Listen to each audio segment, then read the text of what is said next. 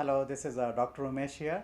I've been practicing in the Bangalore for the last 30 years. So I was earlier faculty, and I'm here to answer some of the common queries asked by the pet parents on the allergy diseases and the tick-borne diseases.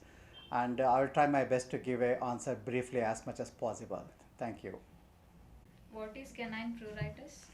Prurite is a technical term for itching or the desire to scratch. A very common problem in dogs with the skin diseases and sometimes even with the systemic diseases.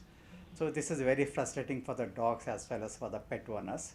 And probably this is the one which gets the attention of the pet owners and immediately they bring it to the clinic. What are the major causes of canine pruritus? So the causes for the pruritus are many. Most often are due to the skin diseases. Broadly, we can put it as a parasitic causes, allergic diseases, or the infectious diseases, and sometimes even the behavioral and some systemic diseases. But what we see in the practice mostly are all parasitic and the allergic diseases. The other uncommon causes of immune mediated and systemic diseases do seen in the practice, but they're not very common.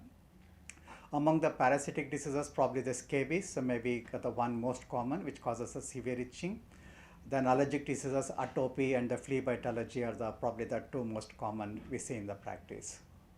How do we diagnose canine atopic dermatitis? Are there any international guidelines in this regard?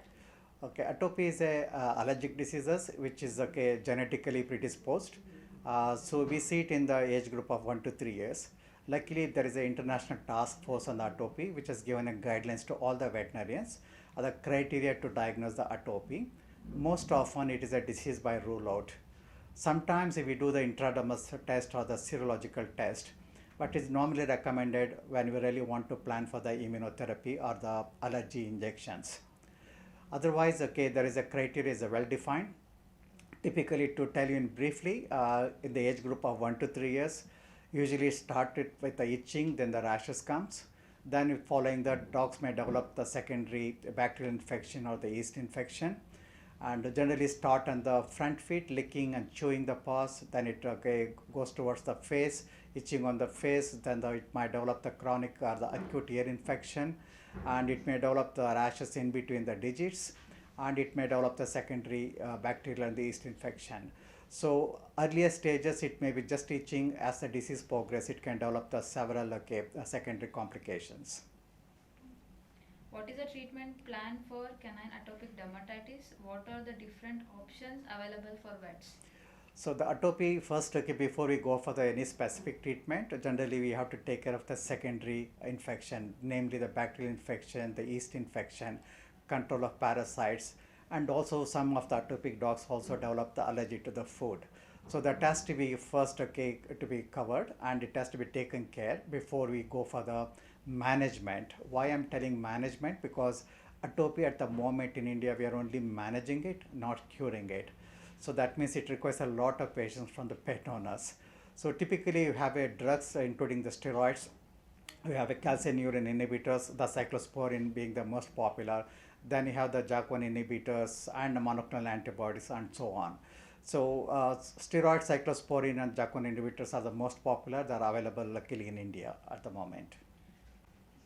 Does Fixit, that is cyclosporin oral solution, offer any advantage compared to other treatment options? So definitely, cyclosporin has become a very popular from the last 2 decades. For the simple reason, we have a huge data available on the long-term safety and also on the efficacy. We have newer publication also has come compared to the previously used steroids and also the recently available medication. The cyclosporin advantage is that slightly broad spectrum immunosuppressant, but it has side effects are quite uncommon compared to the steroids, and it can be used for the long term. And so generally it can be used from the any age after the 6 months. The only problem, disadvantage with cyclosporin is it is not so good in the acute cases.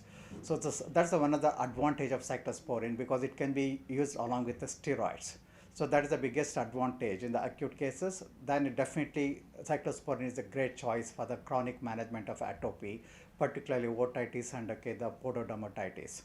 It's a very safer drug, and so we have a huge data available on the long-term safety. For how long do you recommend treating with Fixit? So the task force generally recommends about 6 weeks initially in the chronic management, okay, so or following the management of a acute flare. And once, okay, a dog is stabilized, okay, based on the each score, then it can be customized to the each patient. So to answer, okay, how long, it can be given for the lifelong, but every dog has a different, okay, schedule. So each vet will, okay, plan according to the patient response. Are there any contraindications one should watch out for during the treatment with fix itch? At the moment, there are not too many contraindication. Like any other drug, if a dog develop any hypersensitivity reaction, obviously it has to be reduced. We are not seeing such cases. The other adverse effect like the vomiting, diarrhea, it's something very, very common, and it's a transient and that can be easily manageable. Some cases where we should not use a cyclosporine being a immunosuppressive drug is that obviously in the chemotherapy or in the cancer management, and we try to avoid using in the vaccination, even though it is a debatable at